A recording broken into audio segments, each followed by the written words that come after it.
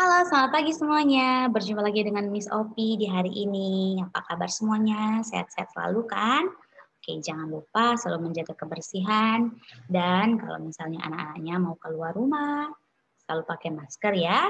Menjalankan prokes dengan ketat. Oke, jadi sebelum kita mulai pembelajarannya, kita berdoa dulu menurut ajaran dan agama masing-masing. Doa dimulai.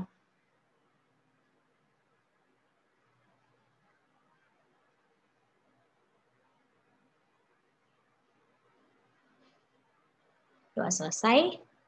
Oke, kita dengar dulu lagunya ya, dear.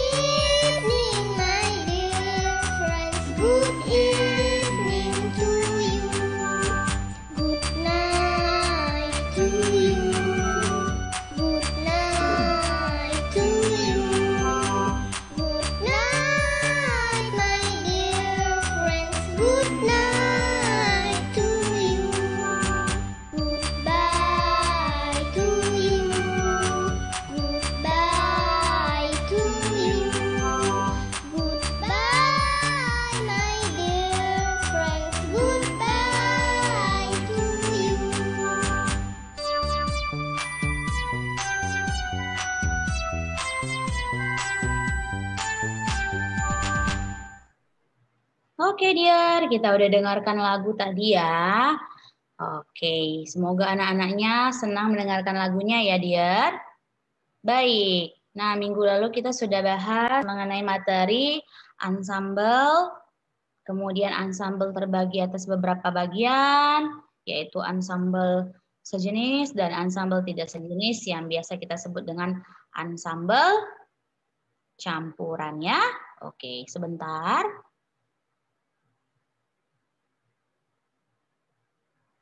Oke, kita sudah bahas mengenai ensemble dan jenis-jenisnya ya. Oke, kita review sedikit supaya anak-anaknya masih makin ingat ya. Jadi kalau dikatakan ensemble artinya adalah permainan musik secara berkelompok ya, karena kemudian ensemble itu terdiri atas dua. Pertama yang sejenis, yang kedua campurannya. Jadi kalau dikatakan sejenis, dia tidak alat-alat musiknya yang sejenisnya, nak, tapi cara permainannya. Kalau dia campuran, berarti dia tidak sejenis. Cara permainannya yang berbeda-beda. Oke? Sampai situ paham ya? Jadi jangan diartikan alat musiknya yang sama, tapi cara permainannya yang sama ya. Jadi kalau ensemble tiup tuh, kalau dia itu misalnya ada recorder dan pianika, berarti dia itu termasuk ensemble sejenis. Kenapa, Miss? Kan beda alat musik. Ya, memang berbeda alat musiknya, tapi cara memainkannya kan sama-sama ditiup. Nah, kemudian ensemble gesek, ada biola dan cello. Begitu juga cara permainannya yang sama, ya nak ya. Jadi bukan karena dia berbeda alat musiknya, maka dia dikatakan campuran. Tidak, tapi cara permainannya. Oke? Nah, kemudian kalau dia ensemble campuran ya karena cara permainannya yang berbeda. Nah, cara permainannya yang berbeda. Contoh, si recorder sama biola ya kan? Nah, recorder itu kan yang ditiup, Sedangkan kalau biola itu kan digesek. Nah, cara permainannya jadi beda, berarti dia itu termasuk campuran ya, Nak ya. Oke, sampai di sini paham ya mengenai penjelasan ensemble? Oke, kita lanjut. Setelah kita belajar ensemble kemarin ya kan, Dear, kita juga tahu arti alat-alat musiknya. Ya, jadi kalau dikatakan alat musik ensemble tuh, alat musiknya itu biasanya alat musiknya itu pakai melodis dan ritmis. Jadi kalau dikatakan alat musik melodis, artinya alat musik yang menghasilkan melodi utama saja atau nadanya saja. Sedangkan alat musik ritmis adalah alat musik yang menghasilkan ketukan ataupun ritme, ya. Oke.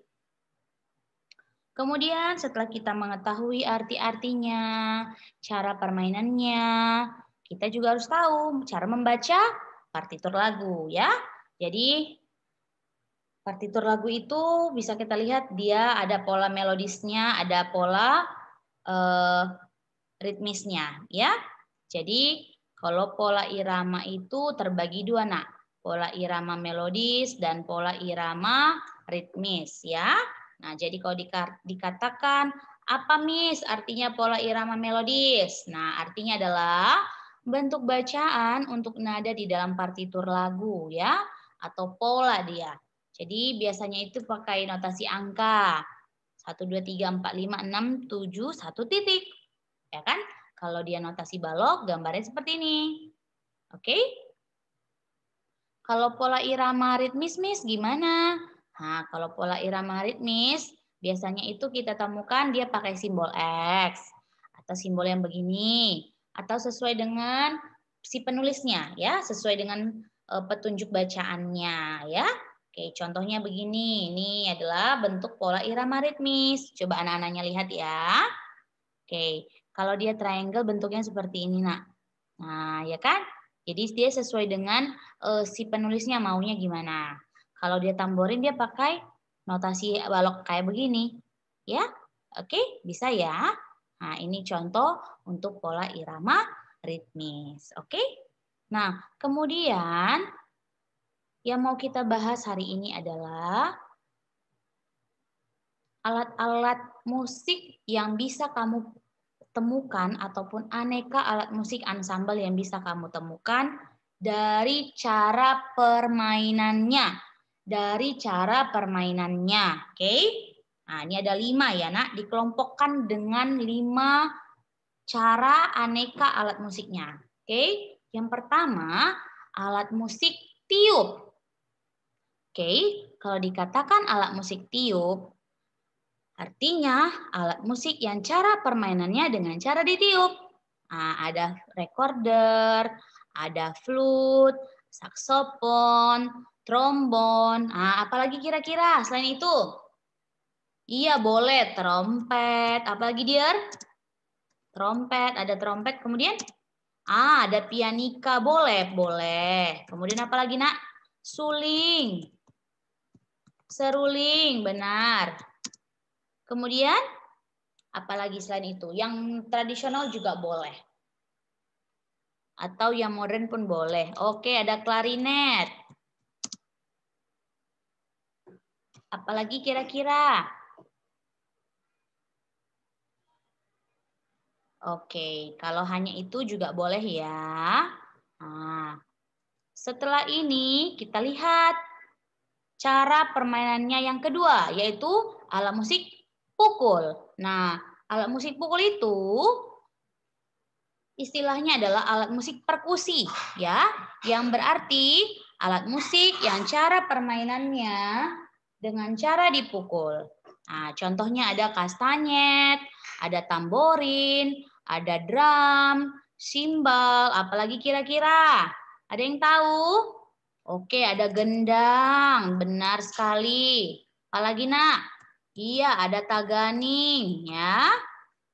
Oke, ada gong. Benar. Apalagi ada beduk dan sebagainya. Oke? Nah, jadi ini contoh-contohnya ya untuk alat musik perkusi.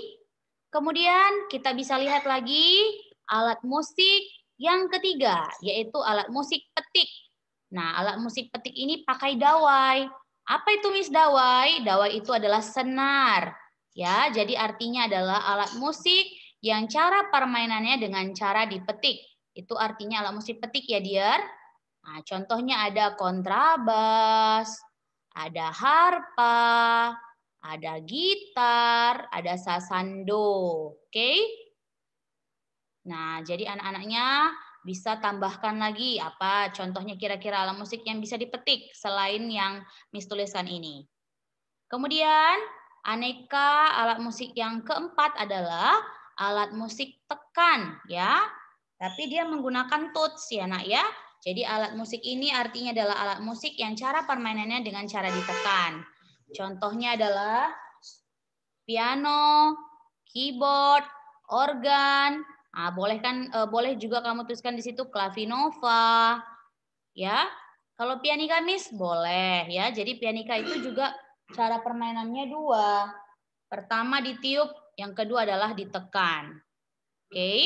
Yang terakhir adalah alat musik gesek. Artinya adalah alat musik yang cara permainannya dengan cara digesek. Oke. Nah, contohnya yang pertama adalah biola, cello, dan rebab. Oke. Nah, ini contoh-contohnya. Kamu bisa menuliskan kembali. Selain yang tiga ini kamu boleh tambahkan ya nak. Nah, jadi alat musik gesek itu nggak hanya tiga ini. Boleh kamu tambahkan yang lain. Oke.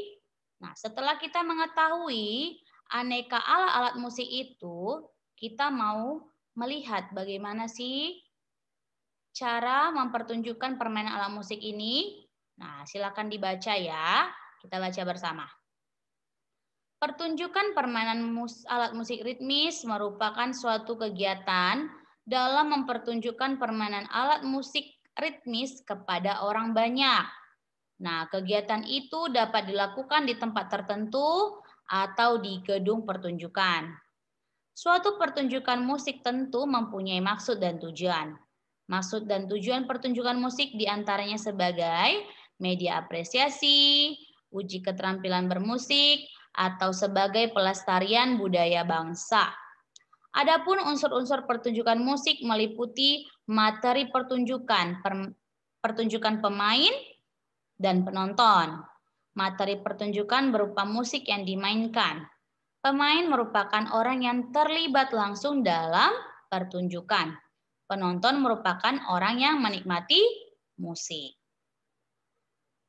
Oke, kita lanjut. Mempertunjukkan permainan alat musik ritmis. Dalam menyelenggarakan pertunjukan permainan alat musik ritmis, kita perlu melakukan beberapa persiapan. Nah, jadi anak-anaknya bisa dilihat ya.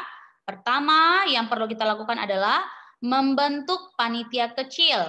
Nah, jadi panitia kecil ini tugasnya itu untuk mengontrol, mengurus segala sesuatu yang dibutuhkan dalam penyelenggaraan pertunjukan musik ya nak ya.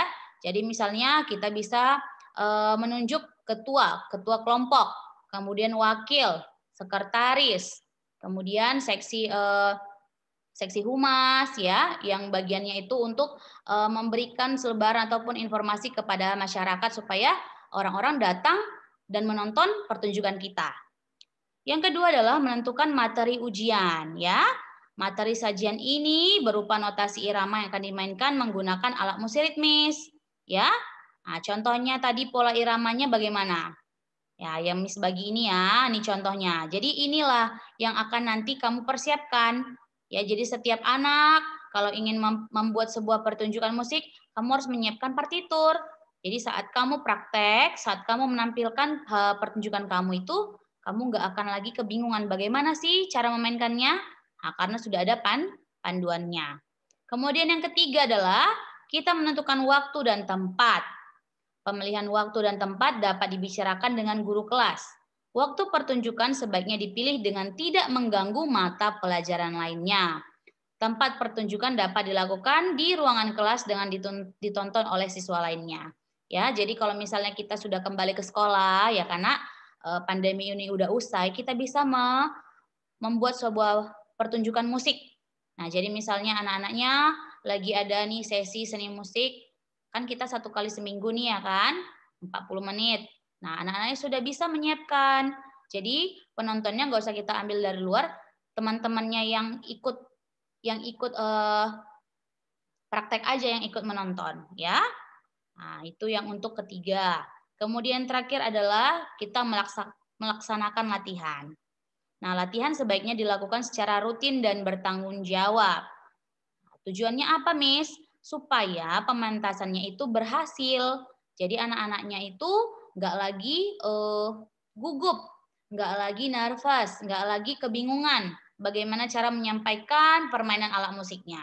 Ya, oke, sekali lagi Miss akan ulang. Dalam mempertunjukkan permainan musik, ada 4 yang perlu kita perhatikan. Pertama, membentuk panitia kecil, menentukan materi ujian, menentukan waktu dan tempat, dan yang terakhir melaksanakanlah latihan. Kemudian, unsur-unsur yang kita usung kalau misalnya kita melakukan pementasan ini, nah kita itu bisa menjadi media apresiasi. Kemudian anak-anaknya bisa menguji keterampilan bermusik ataupun kita bisa melestarikan budaya bangsa. Oke? Nah, jadi minggu depan kita akan bahas mengenai catatan final term. Ya, jadi setelah ini anak-anaknya silahkan buka kembali video Zoom ini dan dengarkan kembali. Kemudian kamu lihat nanti ada file di GC yang akan Miss kirim ke GC. Kamu print saja catatan itu dan tempelkan kembali ke catatan seni musik kamu. Ya, jadi Senin depan saat kita masuk Zoom, kita saat ada sesi Zoom, kita akan mereview, kemudian kita akan membahas catatan dan juga akan membahas soal. Oke? Baik, kalau nggak ada lagi yang mau ditanyakan, kita jumpa lagi minggu depan. Terima kasih buat partisipasinya. Dan buat anak-anak Miss mau infokan, bagi anak-anak Miss yang belum mengirimkan tugas, belum mengirimkan video tugas ke WA Miss, tolong segera dikirimkan ya. Paling lambat hari ini, siang ini Miss akan terima. Oke? Ya, jangan lupa kirimkan video tugasnya ke WA, jangan ke GC. Oke? Terima kasih buat hari ini. Sampai jumpa. Bye-bye.